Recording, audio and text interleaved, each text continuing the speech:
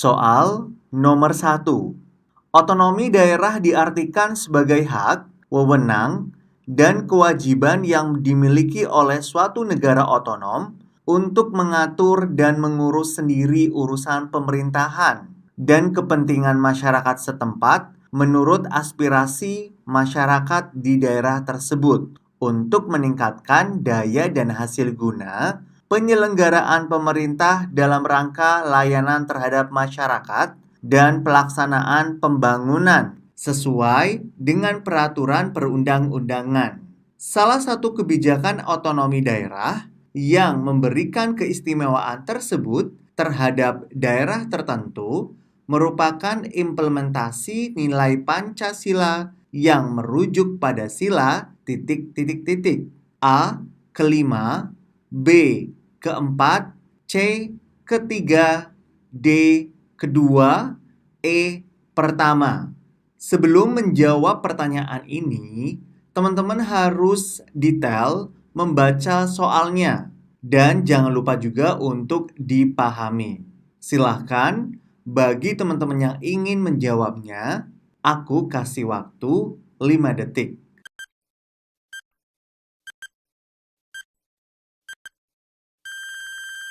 Bagaimana? Sudah dijawab? Untuk jawaban soal pertama adalah C. Ketiga. Nah, pembahasannya sebagai berikut. Bisa kita lihat di kata kunci kebijakan otonomi daerah. Pada kebijakan otonomi daerah, pemerintah daerah berhak mengurus pemerintahannya sendiri untuk menjaga persatuan Indonesia. Nah, dari sini teman-teman sudah tahu dong kata persatuan Indonesia. Jadi ada di sila ketiga. Soal nomor 2. Politik luar negeri Indonesia yang bersifat bebas dan aktif bertujuan untuk mengabdi kepada kepentingan nasional dan ... A. Mencari simpati dari negara lain.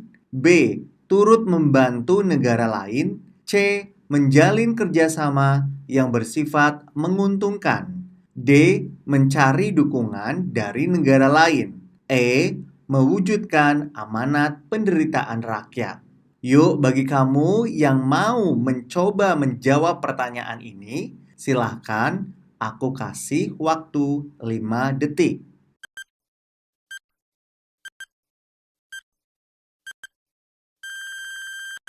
Jawaban soal nomor 2 ada pada pilihan E, mewujudkan amanat penderitaan rakyat.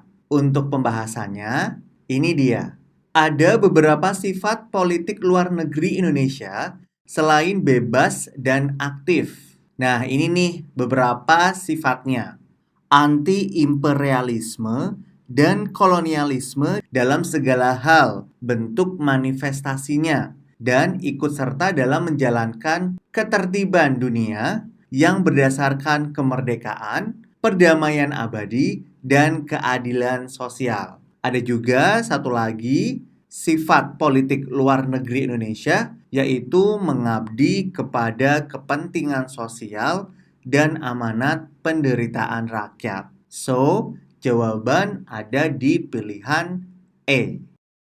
Next, soal nomor 3. Dalam Undang-Undang Dasar 1945 tercantum bahwa setiap warga negara wajib mengikuti pendidikan dasar dan pemerintah wajib membiayainya. Hal tersebut tercantum pada pasal A. 31 ayat 1, B. 31 ayat 2, C. 31 ayat 3, D. 31 ayat 4, E. 32 ayat 3. Mari, ayo yang mau menjawab, silahkan. 5 detik dari sekarang ya.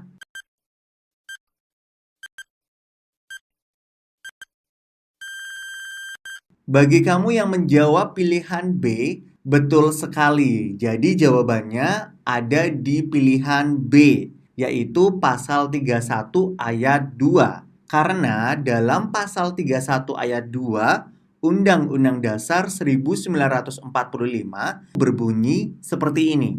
Setiap warga negara wajib mengikuti pendidikan dasar dan pemerintah wajib membiayainya. Untuk teman-teman, jangan lupa menghafalkan pasal-pasal yang berhubungan dengan TWK.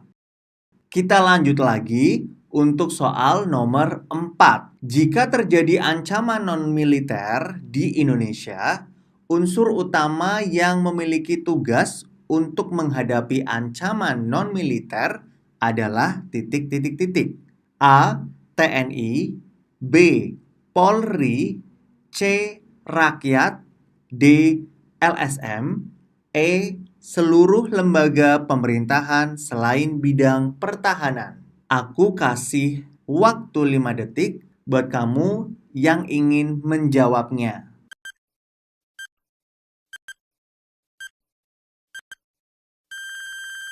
Jawaban soal nomor 4 ada di pilihan E. Seluruh lembaga pemerintahan selain bidang pertahanan. Jadi teman-teman, untuk lembaga pemerintahan yang ada di bidang pertahanan dan kewajiban untuk menangani ancaman di bidang militer, sehingga lembaga pemerintahan lainnya bertugas untuk menangani ancaman di bidang non-militer.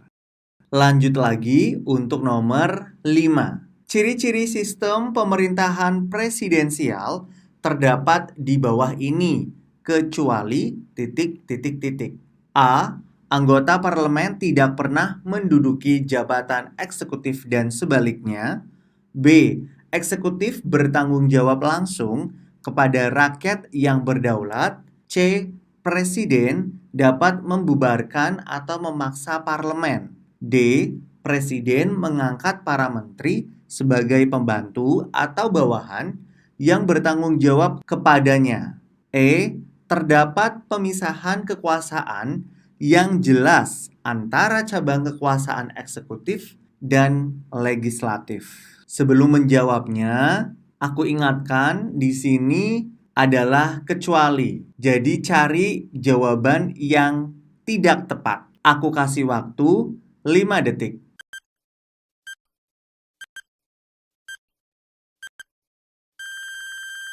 Teman-teman, pada sistem presidensial, presiden tidak memiliki kekuasaan untuk membubarkan atau memaksa parlemen. Sudah tahu kan jawabannya apa? Ya, yang C. Soal berikutnya adalah soal nomor 6. Berikut merupakan penulisan bilangan yang benar adalah A. Arman menyimpan 25 novelnya di dalam lemari buku. B. 12 siswa tersebut berhasil memenangkan lomba baca puisi. C. Bumi memiliki lebih dari 100 foto di galerinya. D. Khalil sudah meminum jus jeruk sebanyak 3 gelas penuh. E. Zahra membeli 3 jeruk, 4 apel, dan 10 kiwi untuk mamanya. Silahkan yang mau menjawab, waktu 5 detik diberikan untuk kamu.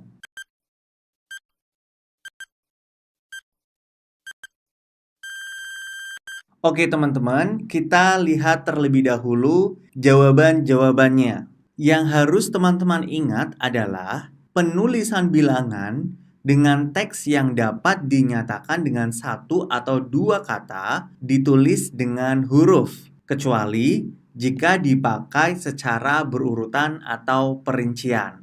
Untuk yang A, itu jawabannya salah karena di situ 25 harusnya memakai angka. Ada 3 kata, 20 dan 5. Sementara yang B salah karena penulisannya memakai angka. Yang C sudah benar, yaitu 100 memakai huruf. D salah, E juga salah. Jadi jawabannya adalah yang C. Lanjut ke nomor berikutnya, yaitu nomor 7. Sistem tanam paksa dan sistem usaha swasta merupakan contoh kebijakan Raffles selama memerintah di Indonesia. Perbedaan tujuan dari kedua kebijakan yang diterapkan tersebut adalah A. Tanam paksa bertujuan agar penggarapan sawah dapat diawasi langsung oleh Raffles. Sedangkan sistem usaha swasta bertujuan untuk mencegah gagal panen. Yang B, tanam paksa bertujuan agar petani memiliki tanah yang bebas dari pajak, sedangkan sistem usaha swasta bertujuan untuk mengurangi kerugian petani. Pilihan C, tanam paksa bertujuan untuk memaksa warga tunduk pada pemerintahan Raffles, sedangkan sistem usaha swasta bertujuan agar mudah melakukan usaha. Yang D, tanam paksa bertujuan untuk mengisi kekosongan kas negara Belanda, sedangkan sistem usaha swasta bertujuan untuk melindungi hak petani. E, tanam paksa bertujuan untuk mengisi kekosongan kas negara Belanda, sedangkan sistem usaha swasta bertujuan untuk memberikan kebebasan pada petani. Silahkan yang mau menjawab. Ingat ya, 5 detik dari sekarang.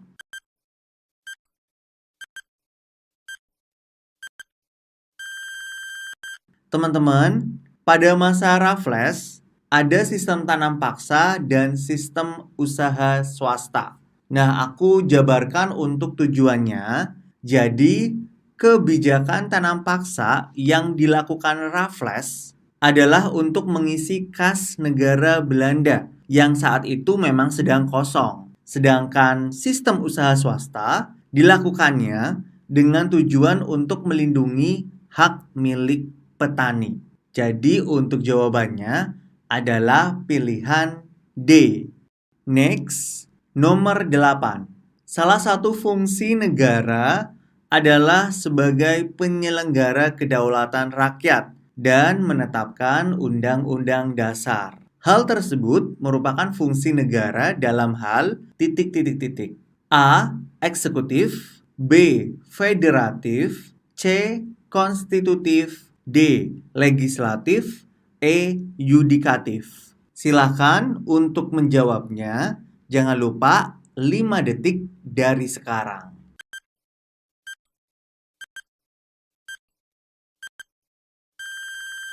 Jawaban untuk soal nomor 8 adalah fungsi konstitutif. Ya, di pilihan C.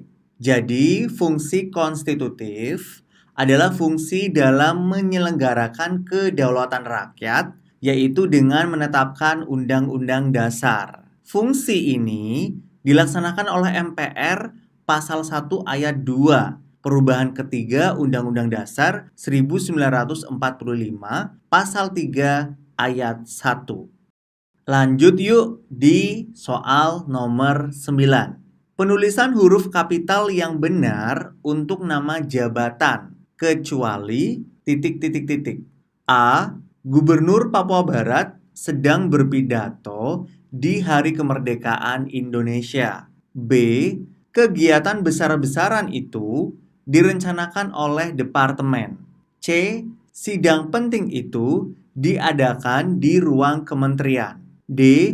Sidang akhir tahun lalu dipimpin oleh presiden.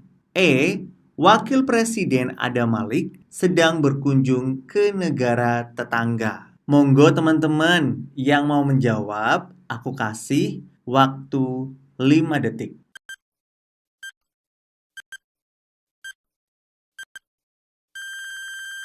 Untuk soal seperti ini, teman-teman harus jeli dan teliti. Dilihat penulisan huruf kapital yang benar pada nama jabatan. Pilihan A, gubernur.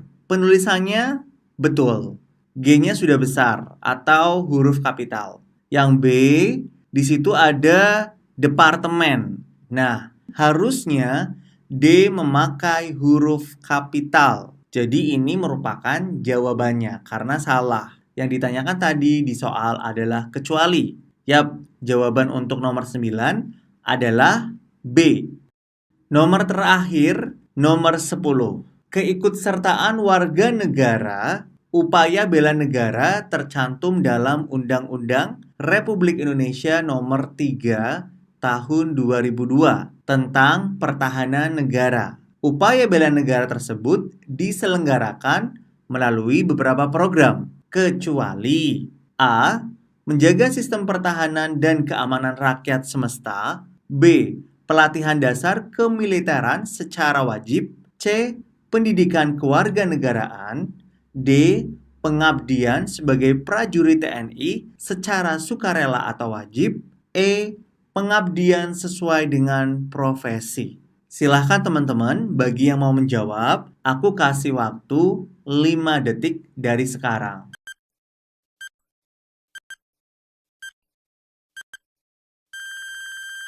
Teman-teman, menurut Undang-Undang Nomor 3 Tahun 2002, Pasal 9 Ayat 2 berbunyi, keikutsertaan warga negara dalam upaya bela negara sebagaimana yang dimaksud dalam ayat 1 diselenggarakan melalui pendidikan kewarganegaraan, pelatihan dasar kemiliteran secara wajib, pengabdian sebagai prajurit Tentara Nasional Indonesia secara sukarela atau secara wajib, dan pengabdian sesuai dengan profesi. Dari penjelasan tersebut pasti teman-teman udah tahu dong jawabannya yang mana. Jawabannya untuk soal nomor 10 adalah opsi A, menjaga sistem pertahanan dan keamanan rakyat semesta.